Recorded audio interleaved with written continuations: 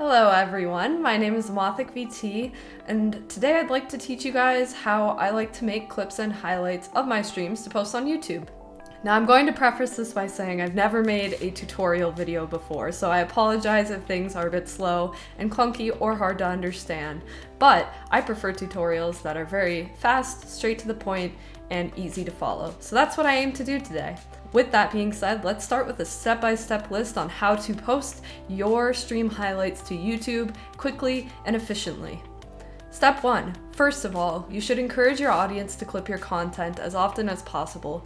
If something happens during a stream that you'd like to have saved, just ask your viewers if any of them would be willing to create a clip for you. I know that this is sometimes a contested topic in the streaming and VTubing community. Some people prefer not to have their content clipped, and some people love when people clip their content on their behalf. So please communicate with your audience if this is something that you would like to have done, so that they are aware that you are comfortable with that and that they will be able to help you with this.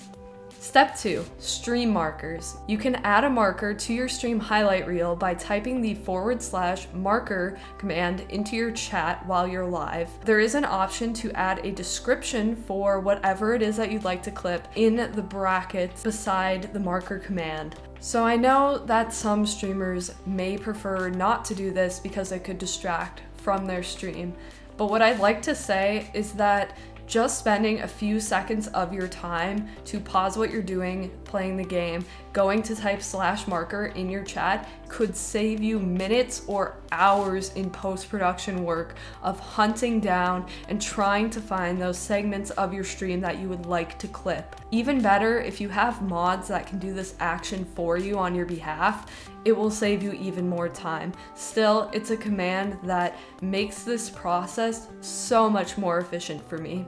To add to this point, I do think that it can be helpful to clip your content immediately after you finish your stream. I find that it can take so much longer for me to have to go back with a fine-tooth comb and sort through hours of streaming footage to find the moments that I want to clip, instead of immediately clipping those moments while they're still fresh in my mind. It saves so much time. Step 3.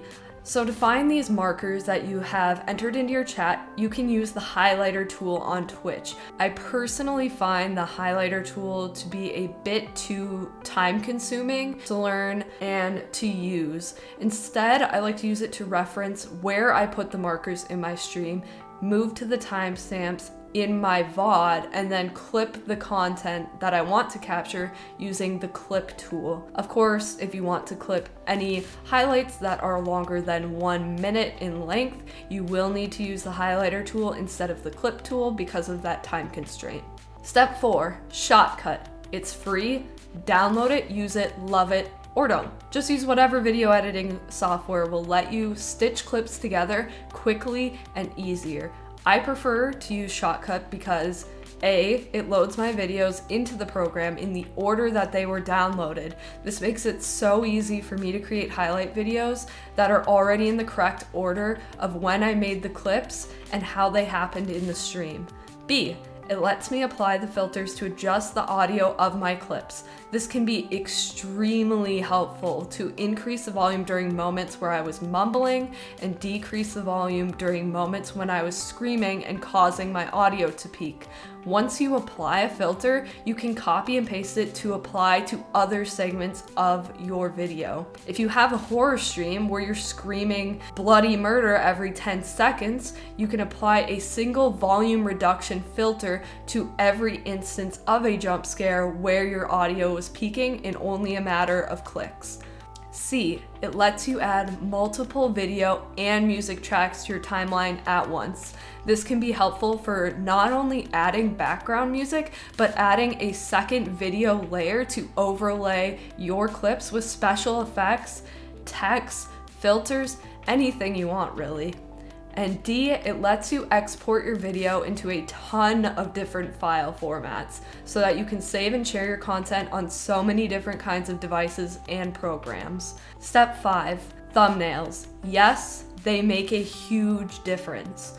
Open up whatever model tracking program you use and throw it into OBS.